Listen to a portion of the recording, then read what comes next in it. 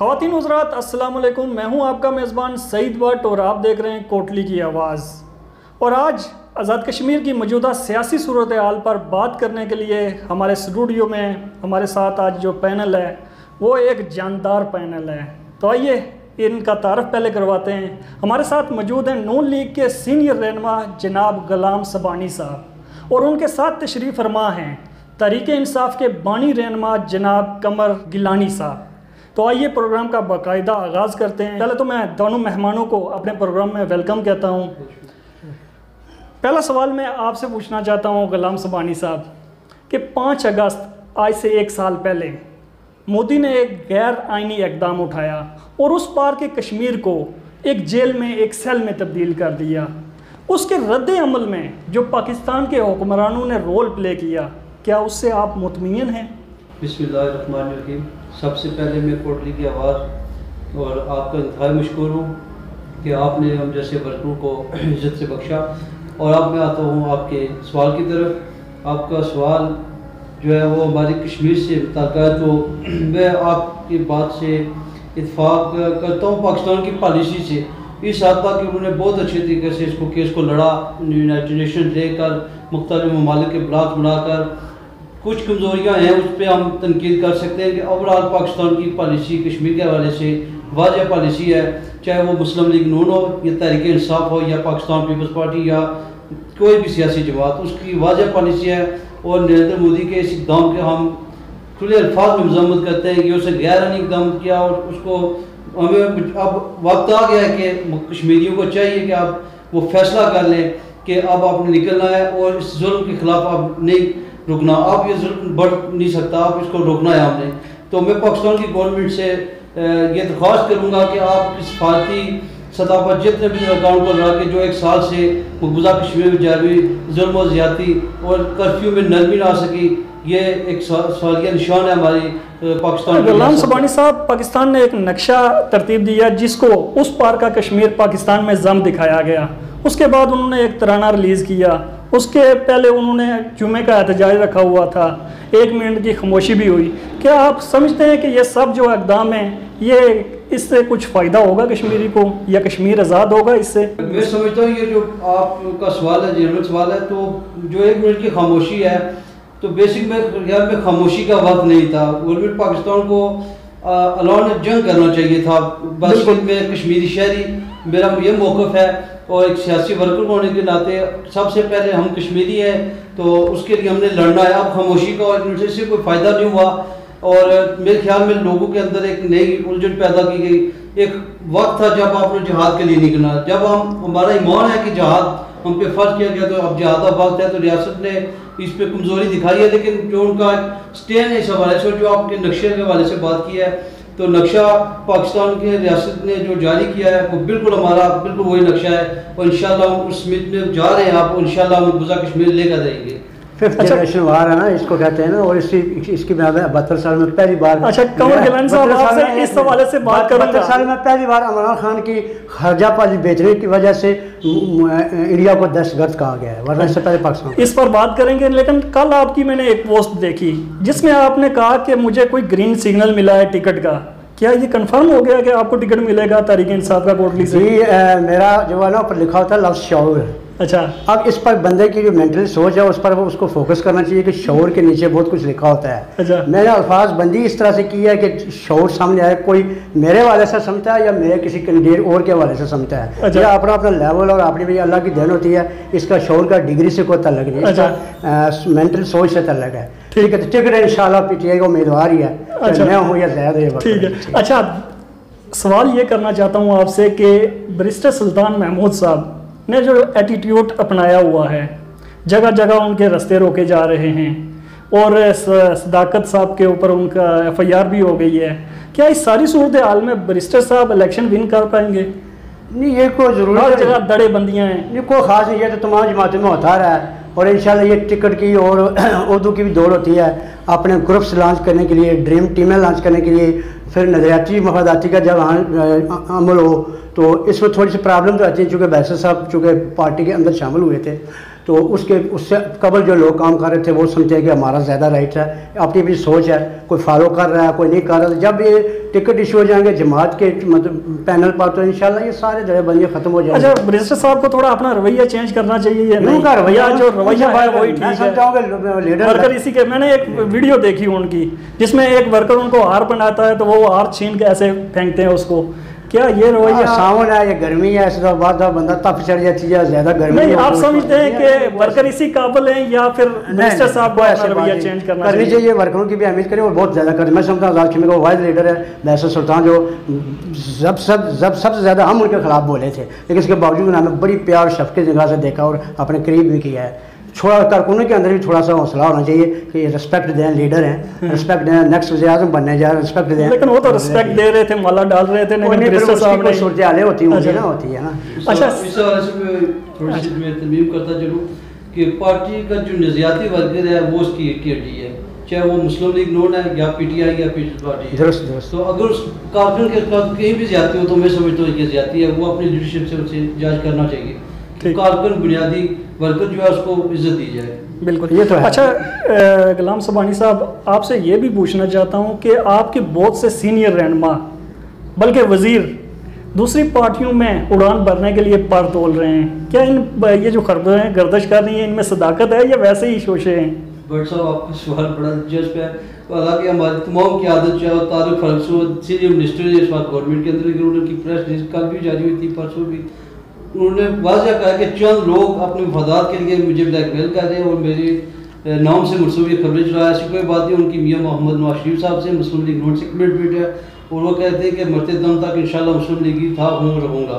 और फारूक सिकंदर साहब भी आज अल्हम्दुलिल्लाह उन्होंने भी अपना बयान जारी कर चुके हैं सुबह से कि मैं मुस्लिम लीग नोट का एक अदर सा वर्कर हूँ और इंशाल्लाह मियाँ नवाज शरीफ का सिपाही हूँ और इसे। अच्छा, सरदार सिकंदर साहब की बात आई, आज से तकरीबन 3-4 माह कबल उन्होंने मलिक यूसुफ साहब के बारे में एक बयान दिया, लेकिन आज से चंद रोज़ कबल उन्होंने एक और बयान दिया जो 136 के ज़ाविये से यू टर्न लगता है। इसकी क्या वजह है? जो आप कहने मतलब मैं बुजुर्ग हमारे सरदार जुम्मे सरदार सिकंदर एहतराम साहब आज़ाद कश्मीर की सियासत का बहुत बड़ा नाम बाप भी है, तो वो एक सियासी यूनिवर्सिटी की हैसियत रखते हैं। तो ऐसी कोई बात नहीं है, सियासी जमातों में छोटे मोटे मामला हैं, लेकिन उसको सोशल मीडिया या मीडिया में लेके जाना मैं समझता हूँ ये जैसा जाती है। सरदार जमहूरी साहब का मलिक यूसुफ के बारे में सब कोई रद्द-ए-अमल नहीं था और मलिक यूसुफ साहब ने भी बारमला कहा है कि सरदार जमहूरी साहब मेरे लिए उस्ताद भी है, मेरे बाप की तरह है और मैं उनकी आज भी इज्जत करता हूँ, कल भी करता हूँ। और मलिक यूसुफ साहब मुस्लिम लीग उनके नज़रियाती वर्कर हैं। क्या किसी सीनियर, खुद आपने थोड़ी देर पहले रवैये के बारे में कहा था, क्या सरदार सिकंदर साहब को जो 3 माह कबल जो उन्होंने बयान दिया, ऐसा बयान देना चाहिए था? मेरे ख्याल में सुनी सुनाई का, लेकिन अगर जो है तो नहीं, वो अखबार में छपा है। नहीं, ऐसा नहीं होने देना चाहिए, नहीं होना चाहिए। हमारे बुजुर्ग है, बुजुर्गों से हो जाता है। अच्छा, कमर गिलानी साहब, यहाँ आज जो आपके उम्मीदवार हैं जिससे भी बात करो कहता है टिकट मेरी मुट्ठी में है तहरीक इंसाफ का, तो आप थोड़ा घूमते रहते हैं, सबसे मिलते जुलते भी रहते हैं, किसकी मुट्ठी में टिकट है? देखें, सबकी मुट्ठी में है। अच्छा, सोचा जाएगा मेरी भी इसी जो आपने पोस्ट का जिक्र किया। अच्छा, फारूक कश्मीर ने भी आज कहा कि अगर फारूक 10 मांग सकता है तो मैं तो कर कौन नजर आती तो वो टिकट तो मेरा है, पीछे 9 रह गए, इसी तरह करते हैं 10 फारूक हो जाएंगे। तो ये तो आम लेवल की ये बात है। लेकिन आपकी सोच क्या है? अगर आपको कहा जाए कि आपने टिकट तकसीम करना है कोटली और राजमहल का, आप किसको टिकट देंगे? नहीं, राय तो ली जा सकती है, लेकिन अख्तियारात तो नहीं, एक होते हैं ना, जाती राय भी होती है, जाती राय होती है, तो हम थोड़ा इधर डिक्लेयर करते हैं। अगर किसी ने कोई खुफिया लीडर मांग लेके क्या पोजीशन है, अच्छा, और मांगते हैं तो उसको हम तो इधर तो नहीं वायरल करेंगे किसी स्टूडियो में या किसी मीडिया पर या महफिल में, वो नहीं हो सकता। ठीक है। अच्छा सुबहानी साहब, यहाँ कोटली में बेशुमार मसाइल हैं, आपकी 5 साल हुकूमत रही, कौन सा ऐसा बुनियादी मसला था जो आप हल नहीं कर पाए और अगले इलेक्शन विन करके आप हल कर पाएंगे? कोई एक मसला बता दें। अल्हम्दुलिल्लाह मुस्लिम लीग नून 4 साल और कुछ माह में हुकूमत बनाए हुए हो चुकी है और अल्हम्दुलिल्लाह बेशुमार प्रोजेक्ट आज़ाद कश्मीर गवर्नमेंट, आप NTS देख लें, आप तहफ़्फ़ुज़ नामों से रसालत बिल देख रहे हैं, फारूक यादव साहब के बहुत बड़े काम है, खासकर मकबूजा कश्मीर के हवाले से उनका एक जो मौक़िफ़ है मुस्लिम लीग नून उसके पीछे खड़ी है। और जो आप तरक्याती, लेकिन वो तो ओवरऑल हो गया ना, कोटली के जो मसाइल है अवाम के, क्योंकि अवाम आज भी गंदा पानी पीने पर मजबूर है यहाँ पर। ये तो है मजबूर है, इसमें कोई शक नहीं है। कुछ अदारों की आपने को वो गवर्नमेंट सतह पे लेकिन जो मेरे ख्याल में ज़्यादा फारूक हैदर साहब ने बरमला फंड दिए, बरमला उन्होंने कहा कि कोटली के मसाइल को फ़ौरन हल किया जाता है। तरजीह बुनियादों पर जैसा कि 75 ट्यूबवेल में मजीद ऑपरेशन की गई, हाउस स्कीम में ऑपरेशन की गई, अभी एक हमारा रेन वाटर प्रोग्राम है, उस पर काम हो रहा है और अल्हम्दुलिल्लाह चौकी मूंग भी इंशाल्लाह उस पर मुस्तफीद होगा और कोटली शहर भी।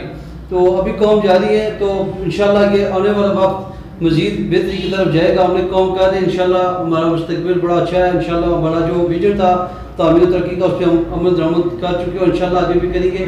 जो आपने कहा कि कोई मसला रह गया, तो मेरे ख्याल में महकमा बरकियात की जो सबसे कमज़ोर पॉलिसी हुई है कि आज तक बोसीदा निज़ाम को दुरुस्त ना कर सके, ये हमें मानना पड़ेगा। और मैं अपनी क़यादत से और सीयत एक वर्कर ये कहूँगा कि इंशाल्लाह आइंदा हमारी हुकूमत बड़े सबसे पहले जो बोसीदा निज़ाम, बोसीदा तार ट्रांसफार्मर और जो ग्रिड का ऑपरेशन है, इसको फ़ौरन किया जाए ताकि ये लोगों को जो बिजली इस वक्त पाकिस्तान में वाफर मौजूद है।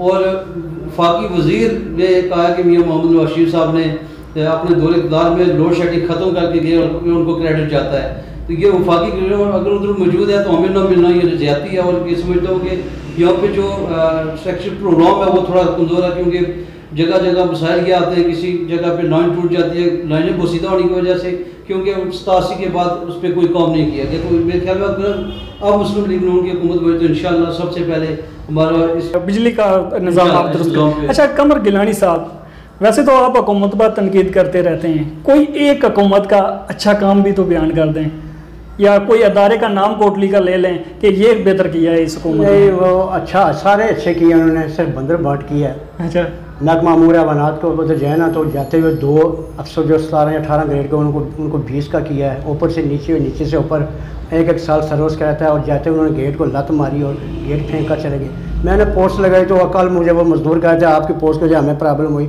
हमने 4-5 हज़ार जो मुलाजिम है हमने डालकर वो दोबारा गेट खड़ा किया। ये है इनकी सूरत। जहाँ मतलब बकरी या कोई जानवर बैठता है तो खुरू मार कर जगह साफ़ करके बैठता है। जाते हुए उन्होंने बुरशी भी चलाई। ये कितना काम था महकमा अमूर अवानात के नीचे। उसके अलावा आप ट्रैफिक का निज़ाम देख लें, सेवरेज का जो बल्दिया के अंदर है इसका निज़ाम देख लें।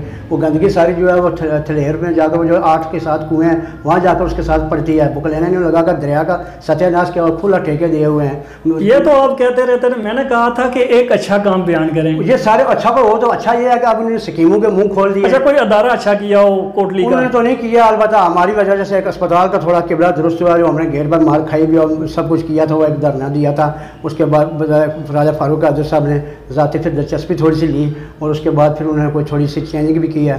और एक जो है MS जो सरदार नसरुल्लाह साहब हैं, जो पहले दूसरे अस्पताल में वो आया MS, उनके दौर में फिर थोड़ा सा जो है, क्योंकि प्रेशर पीछे से होता है किसी ग्रुप का तो तब जाकर काम करता है, वरना अगर हमारा प्रेशर उसके पर ना होता तो देख इदारों का भी असर देख रहे हैं। तो मेरे ख्याल में अस्पताल का तारीफ़ करने में से समझे काफ़ी हद तक जो है बड़ा सुकून भी और थोड़ी डील भी अच्छी कर रहे हैं। तो ये प्रेशर ग्रुप जब तक होता है अदारों के पीछे तो फिर अदारे भी काम करते हैं, वरना जब देखें सब लूले लंगड़े बैठे हुए हैं जैसे इनको पता ही। अच्छा आप तनकीद सिर्फ तरीके नून लीग की हुकूमत पर करते हैं, यहाँ सदाबार एक MLA साहब भी हैं, उनके अंडर देखें ना, सदाबार MLA को भी उन्होंने फंड दिए हैं। तो फिर ये अवामी MLA जो आ रहा है उसको भी 18 करोड़ दे दिया। नहीं वो तो हो गया, चलो मान लेते हैं, लेकिन उधर भी तो थोड़ा उनकी हुकूमत रही है, कितना कंट्रोल होता है ना। देखे ना सदाबार MLA को हमने कब स्पेयर किया, वो हमारे बुजुर्ग हैं, हमारे गाँव के, हमारे शहर के, हमारी पहचान। लेकिन उनका इस बर्बादी में उनका हिस्सा है, सब कुछ उनका ही है। लेकिन अगर हुकूमत पहले उनकी भी रही है 35 साल रही है, उसके बाद 5 साल पीपल पार्टी वाले रहे, उसके दौर में वो MLA बने हैं। तो ये हुकूमतों का काम होता है, वो MLA दूसरी पार्टी का हो उनके अंडर होते हैं ना जी। देखो कैबिनेट का हिस्सा होता है ना बंदा, उसको जो है खींचता है कि भाई आप ये काम करें। अच्छा नून लीग का कसूर ज्यादा है या जो सदाबहार MLA हैं उनका कसूर ज्यादा है? शहर तो आज तक तो सदाबहार साहब का ही है, क्योंकि वो कर्ज करा सकते हैं। आज उन्होंने जो है ना छोटे छोटे ग्रुप लॉन्च किए हुए हैं जो मुजाहरे कर रहे हैं। मैं जहाँ तक सुने सियासी वर्गों में ग्राउंड पर नजर रखता हूँ, मुख्तलिफ जमातों के ग्रुप्स बनाकर वो हड़तालें और कालें दे रहे हैं। यहाँ मैं समझा हूँ शायद वो सुनकर गाली देंगे, लेकिन मैं जो समझता हूँ, लेकिन कल भी एक जो है रखी हुई 19 तारीख को कि मैं आप ठीक करूँगा, कभी एक ग्रुप उठता है हम ये कॉल करेंगे, फिर वाह वाह बल्ले बल्ले तालियां लगती हैं। यानी ये सारी आपका ये कहना है कि पहले खुद ही एक इशू क्रिएट किया जाता है और फिर उसको रिजॉल्व करने के लिए खुद ही जाके हीरो बन जाते हैं। ग्रुप्स के अंदर ज्यादा मेन नॉन लीग के और एमसी के लोग होते हैं। अच्छा, इक्का दुक्का जो है जज्बात के अंदर पीपल पार्टी का और हमारी पीटीआई का आ जाता है, शायद कोई हकीकी लोग उठे हैं। मैंने बड़े करीब से देखा है, मैं सबको जानता हूँ ना, मेरा ये ज़्यादा तजर्बा है। ये ग्रुप्स लॉन्च किए जा रहे हैं, सारे मिलकर बैठकर। ये बड़ी खबर आप ब्रेक कर रहे हैं। हाँ बिल्कुल बड़ी कर रहा हूँ, और इंशाल्लाह मैं ये आने वाली किसी को यह मिलेगी, पीटीआई हुकूमत बनाएगी, आपने खिलाड़ी उतारेगी और हम बारीक से हुकूमत बनाएंगे इंशाल्लाह। ये छोटे छोटे आप देखें ना, हवास बाख्ता हो गए हैं, खबरें लगाकर पीछे कहते हैं हम तब्दील कर दिया है, इधर माल बटोरते हैं, ज़रा आखिरी स्कीमें फारूक साहब बांटेंगे।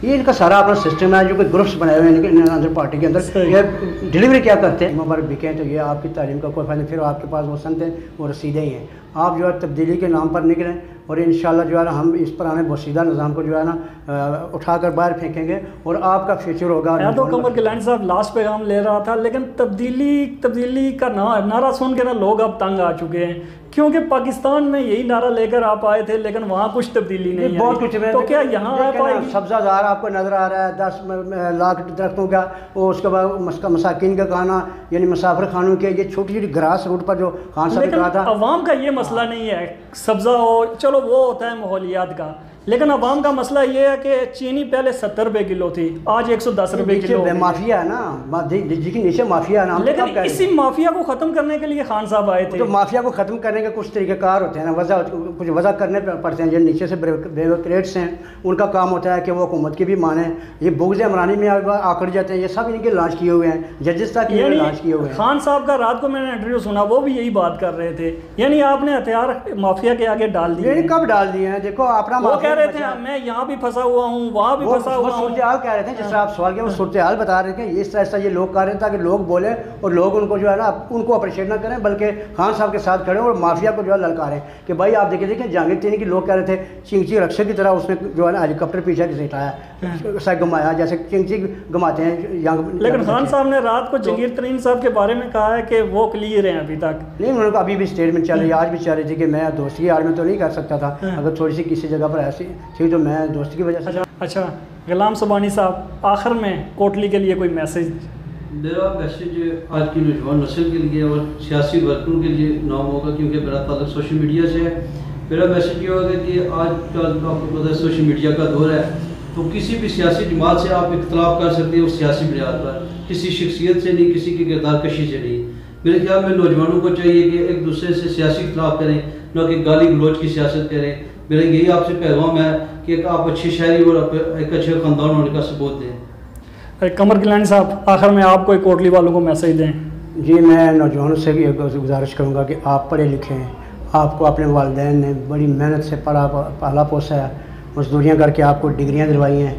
अगर माज ये इसलिए आप समझ रहे हो कि डिग्रियाँ बगल के नीचे रखकर आप फिर वही रवैये बनाएं, उसी तरह वो थोड़ी थोड़ी स्कीमों पर बिकें, तो ये आपकी तालीम का कोई फ़ायदा नहीं। फिर आपके पास वो सनतें वो रसीदें ही हैं। अब ये जो है ना, जिस तरह इन्होंने मियां नवाज शरीफ और पीपल पार्टी वालों ने इन लोगों को, इन ब्यूरोक्रेट्स को, इस माफिया को, इन ताजर माफिया को इस तरह अपनी तरफ, जिस तरह के नहीं हम घरों में मुर्गियाँ रखते हैं आह करते हैं, इस तरह का लाया इनको आदत डाली हुई है।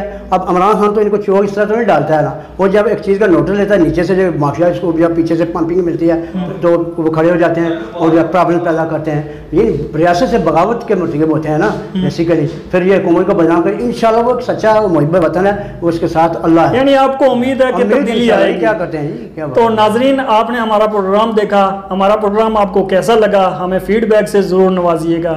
इसी के साथ सईद भट्ट को दीजिए इजाज़त। खुदा हाफिज़।